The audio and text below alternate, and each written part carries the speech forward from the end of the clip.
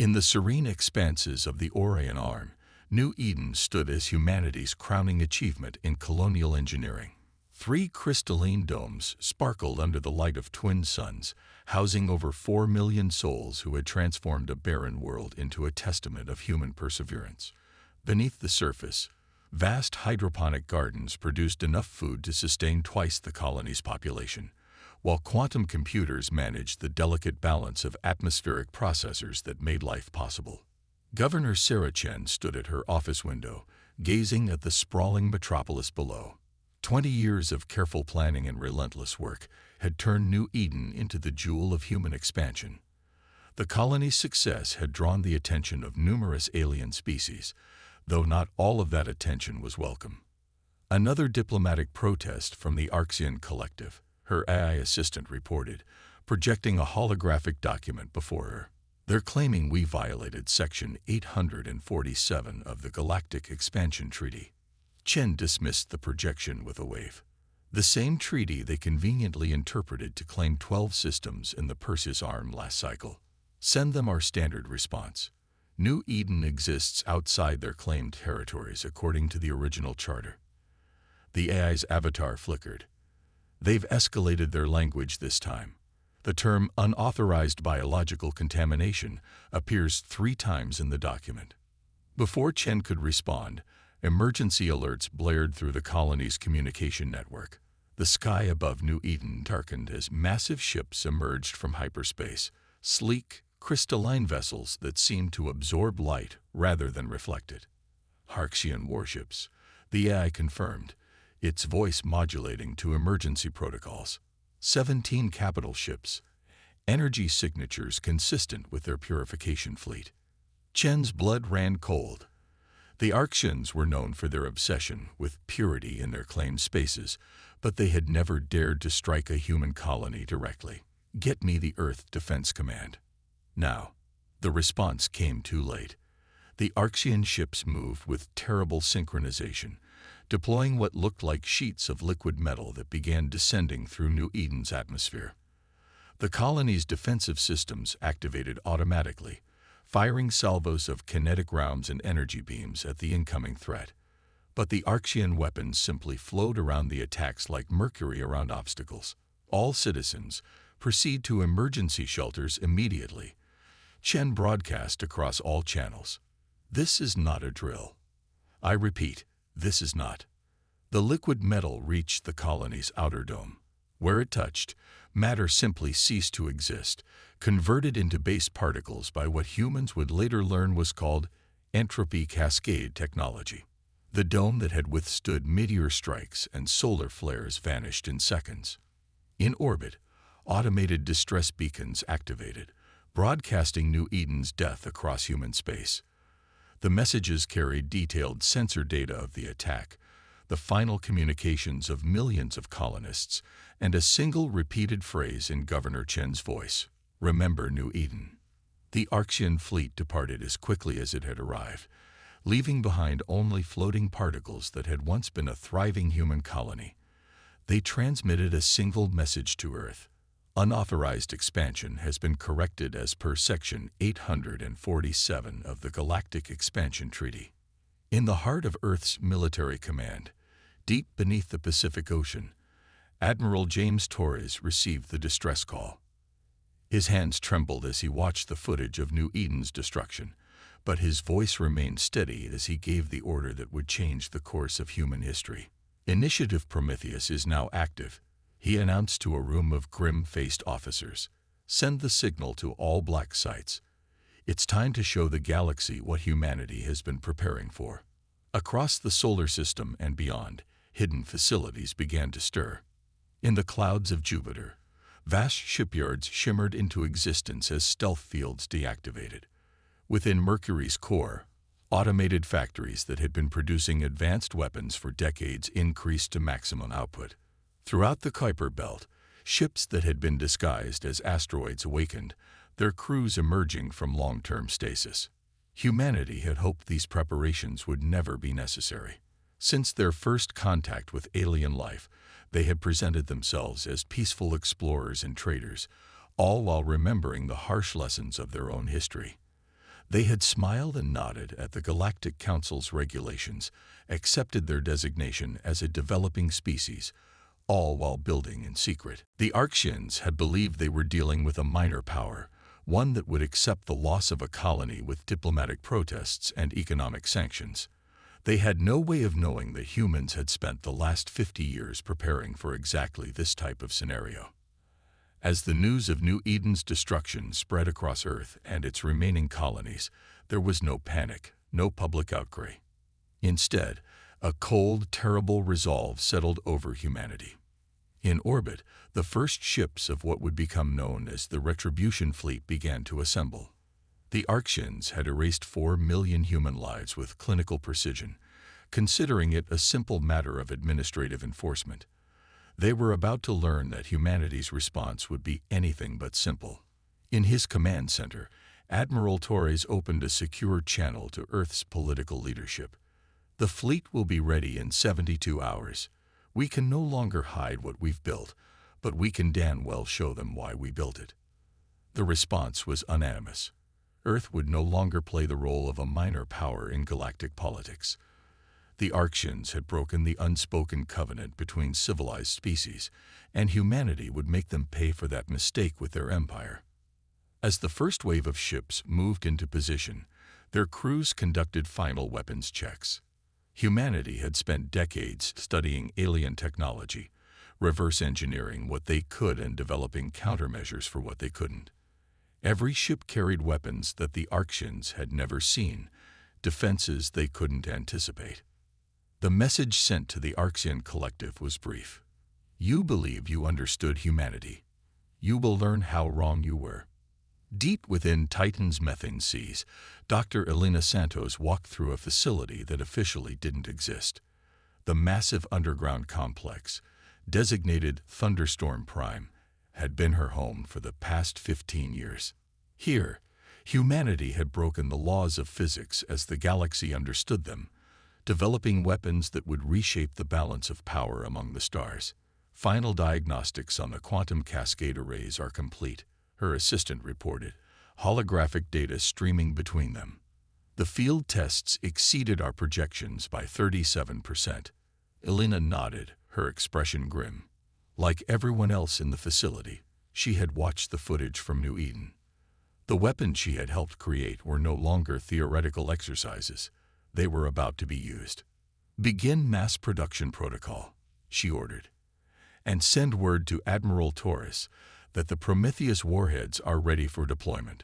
The Prometheus warheads represented just one aspect of humanity's secret military program. For 50 years, Earth had maintained a carefully crafted image of technological inferiority.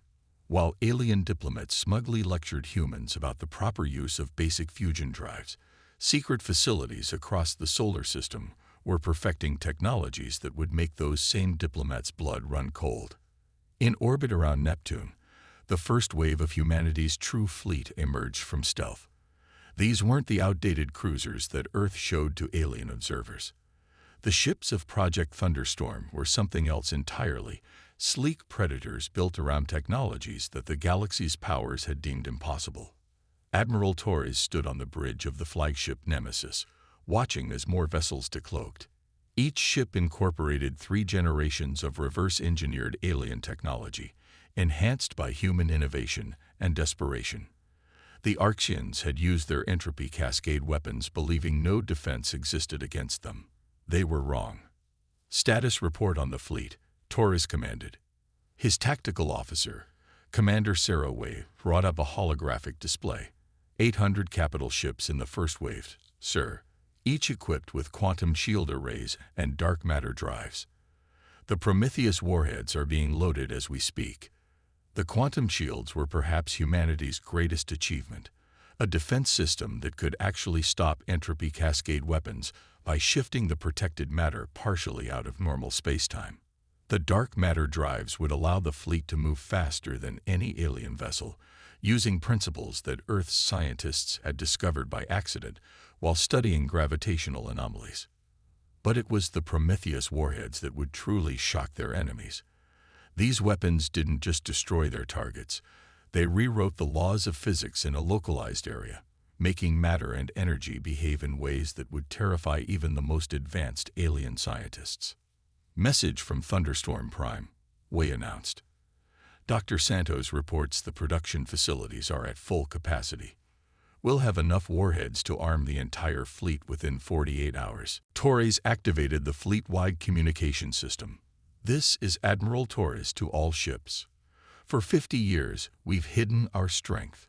We've played the role of a primitive species while building the most advanced military force in known space. Today, that deception ends. Throughout the fleet, crews that had trained in secret for years moved with practiced efficiency. These weren't typical military personnel. They were the elite of the elite, chosen for their ability to keep secrets as much as their combat skills. The Arxians believe they've demonstrated their superiority by destroying New Eden. Torres continued. They think we're a minor power that will accept their administrative action with nothing more than diplomatic protests. In 48 hours, we will show them how wrong they are. In weapons labs across the solar system, other projects were being finalized. The Hydra drones, swarms of self-replicating machines that could disassemble enemy ships at the molecular level. The Orpheus field generators that could trap enemy vessels in localized areas of altered space-time. Technologies that Earth's enemies had never imagined possible. Dr. Santos walked through her facility one last time, checking the production lines. The Prometheus warheads were her life's work, weapons that could end a war before it properly began. Part of her mourned that they would be used, but the destruction of New Eden had left no choice. Dr. Santos, a junior scientist, called out, "We're receiving telemetry from the deep space probes. The Arxian home fleet is exactly where intelligence said it would be. They haven't moved a single ship to defensive positions." Of course they hadn't. The Arxians believed their entropy cascade weapons made them invincible. They had no reason to fear retaliation from a primitive species like humanity. In his command center, Admiral Torres received the final confirmations. The fleet was ready. The weapons were primed. 50 years of preparation were about to pay off. "Send word to Earth Command," he ordered. "Project Thunderstorm is operational. We await final authorization to proceed." The response came quickly. Earth's leaders had already made their decision. The footage from New Eden had erased any doubts about the necessity of what was to come. Authorization granted. The message read, "Show them what humanity is capable of." Torres looked at the tactical display one last time. The Arxian Empire sprawled across dozens of star systems, their capital protected by defenses they considered impregnable. In 48 hours, those defenses would mean nothing. "All ships, prepare for Phase 1 deployment," he commanded.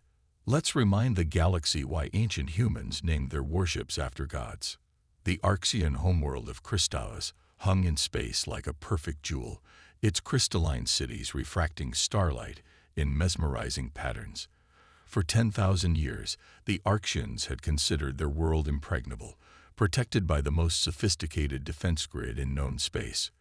They were about to learn how wrong they were. "All ships, execute jump sequence," Admiral Torres commanded. The human fleet materialized from quantum space directly inside the Arxian defense grid, a maneuver that their enemies had long considered impossible. The Arxian response was immediate but futile. Their automated defense platforms activated, firing entropy cascade weapons at the human vessels. The deadly silver liquid splashed harmlessly against quantum shields, dissipating into harmless particles. "First wave, deploy Hydra swarms," Torres ordered. "Second wave, target their orbital infrastructure. Show them what we've learned in 50 years of preparation." From the holds of Earth's warships, millions of tiny drones emerged. Each one was smaller than a human hand, but together they formed a devastating weapon. The Hydra swarms moved like living mercury, flowing through Arxian shield systems as if they didn't exist. On Crystallis' surface, High Commander Vex of the Arxian Defense Force watched in horror as the swarms made contact with their orbital platforms. The supposedly indestructible crystal structures began dissolving, broken down at the molecular level by technology that shouldn't exist. "Impossible," he whispered. "They're primitives. Their ships shouldn't even be able to reach our system." The human fleet's second wave began their attack. But instead of conventional weapons, they fired what appeared to be spheres of pure darkness. These were the Prometheus warheads, humanity's answer to entropy cascade technology. Where the warheads detonated, reality itself seemed to twist. Archean ships found themselves fighting the laws of physics. Energy weapons dissipated before reaching their targets. Matter behaved in ways that violated every principle of Archean science. "This is Admiral Torres to all Archean forces. The transmission cut through every frequency. Your entropy cascade weapons cannot harm us. Your defenses cannot stop us. Surrender now, or we will demonstrate the full extent of humanity's capabilities."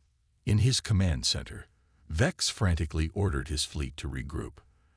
The Archeans had ruled space for millennia through technological superiority. But these humans, they were using weapons that shouldn't be possible. "Launch the Guardian fleet," he commanded. All of them. From hidden bases across Crystallos, the Archeans' ultimate weapons platforms emerge. Massive crystalline ships, each one capable of destroying a small moon. They had never been needed before. Their mere existence had been enough to deter any aggression. Admiral Torres watched the massive ships rise from the planet's surface with grim satisfaction. Just as intelligence predicted. Deploy Orpheus fields. The human fleet's third wave activated their specialized generators. Space itself seemed to ripple around the Archean Guardian fleet. The massive ships found themselves trapped in bubbles of distorted spacetime, unable to move or fire their weapons. "How?" Vex demanded, watching his ultimate weapons rendered useless. "How do they have this technology?" The answer, had he known it, would have been even more terrifying. Humanity hadn't just been developing weapons, they had fundamentally advanced their understanding of the universe. Every theory, every limitation that the Archeans believed in had been challenged, broken, and surpassed in secret Earth laboratories. Final warning to all Archean forces. Torres transmitted. "Your entropy cascade weapons gave you the confidence to destroy New Eden. Our response will show you why that confidence was misplaced." On the Nemesis's bridge, Commander Wei reported, "Sir, we're detecting energy buildups in their planetary shield grid. They're diverting all power to defensive systems." Torres nodded. "As expected. Deploy the Thanatos Protocol." This was humanity's masterstroke, a weapon developed specifically to counter the Archeans' crystalline technology. From the human fleet, beams of precisely modulated energy struck Crystallos' shield grid. Instead of trying to break through the shields, the beams matched their resonant frequency perfectly. The effect was devastating.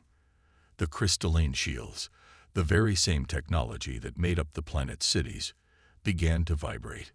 In seconds, the harmonics spread through the entire defensive network. Vex watched in horror as his world's proudest achievements, the crystal spires that had stood for millennia, began to shatter, not from brute force, but from perfect understanding of their fundamental nature. "Stop," he transmitted. "In the name of the Galactic Council, we demand you cease this attack." Torres' response was cold. "The Council? The same council that stood by while you destroyed New Eden. Their laws don't protect you anymore." The human fleet maintained their position, methodically dismantling centuries of Archean superiority. They weren't just winning a battle, they were demonstrating the complete obsolescence of an empire that had grown too confident in its own power. "Sir," Wei reported, "we're receiving surrender signals from multiple Archean command centers." Torres activated the fleet-wide channel one last time. "This was just our first response. Remember New Eden, and know that humanity will no longer tolerate the murder of our people. The galaxy's rules have changed." The Grand Chamber of the Galactic Council had never known such chaos. Representatives from 1,000 species argued as footage of Crystallos' devastation played on massive holographic displays. The impossible had happened. A primitive species had brought one of the oldest powers in the galaxy to its knees in a matter of hours. Supreme Counselor Zaraven, a being of pure energy contained within an ornate crystalline matrix, called for order. We cannot ignore the severity of this situation. The humans have demonstrated technology that violates our understanding of physical laws. They must be stopped. The Mexar representative's tentacles writhed in agitation. If word of this spreads, every minor species will think they can challenge the established order. With what force? Asked Ambassador Catal of the Unified Worlds. His cybernetic eyes whirred as they focused on the assembly. The humans just defeated the Arxian entropy weapons, technology we thought unbeatable. Who among us would fare better? The chamber fell silent as the implications sank in. For millennia, the Council had maintained order through technological superiority. The strongest species became Council members, while developing races were kept in check through carefully controlled technology sharing. Humanity had just shattered that paradigm. In a secure chamber beneath the Council Hall, the Emergency Response Committee convened. These were the true power brokers of galactic society, the ones who made the decisions that shaped civilizations. Our probe data is conclusive, reported General Sand of Military Intelligence. The humans didn't just defeat the Arxians, they completely outclassed them. Their quantum shields render entropy cascade weapons useless, and these Prometheus warheads operate on principles we can't even understand. Zeraven's energy form pulsed with concern. How did we miss this? We had observers on Earth, monitoring their development. Because they wanted us to miss it. Catal activated a holographic display showing human military installations hidden throughout their solar system. Every primitive ship we saw, every outdated technology we dismissed, it was all a cover. They built their real fleet in secret, developed weapons we thought impossible, and waited. Waited for what? Asked the Mexar representative. For someone to give them a reason. Catal's voice was grim. The Arxians provided that reason when they destroyed New Eden. In orbit above Earth, the Council's hastily assembled diplomatic fleet hung motionless. They had come expecting to deliver ultimatums. Instead, they found themselves surrounded by weapons platforms that hadn't existed a week ago. Admiral Torres stood in Earth's orbital command center, watching the Council ships with cold amusement. They still don't understand, he said to Dr. Santos, who had been brought up from Titan to advise on potential negotiations. They can't understand, Elena replied.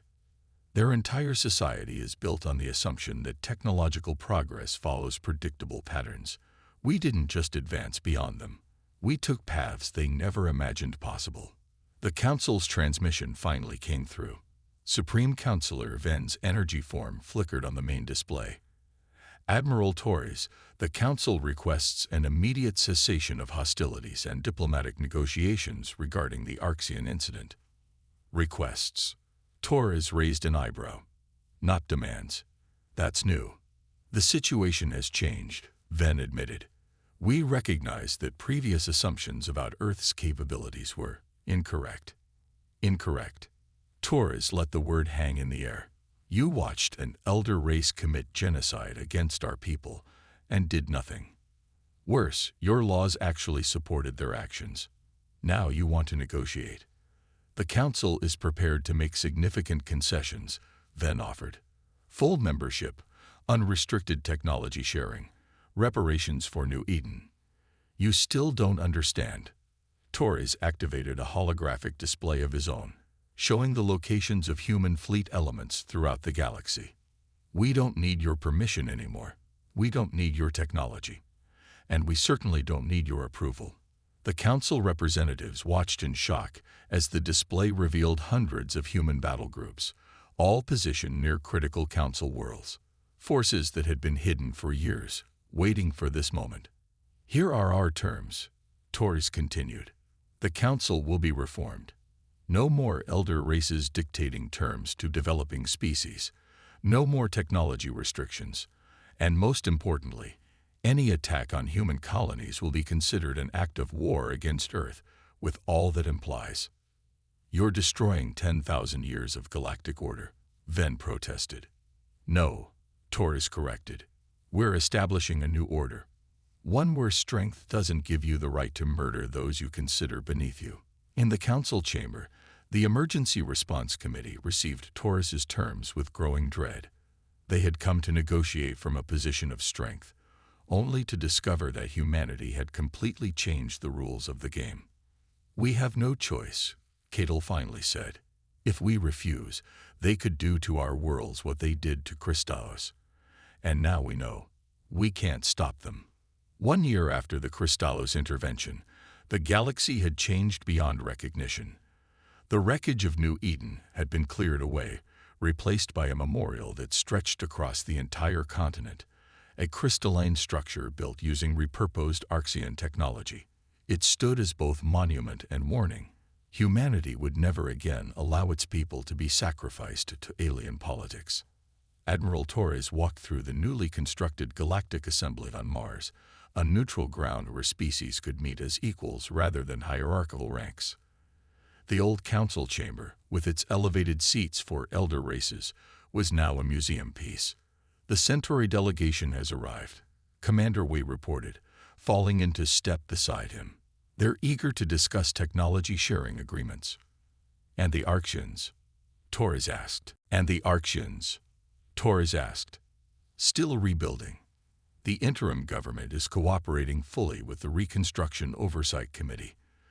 Dr. Santos' team has helped them stabilize their remaining crystal structures." It was a peculiar kind of justice.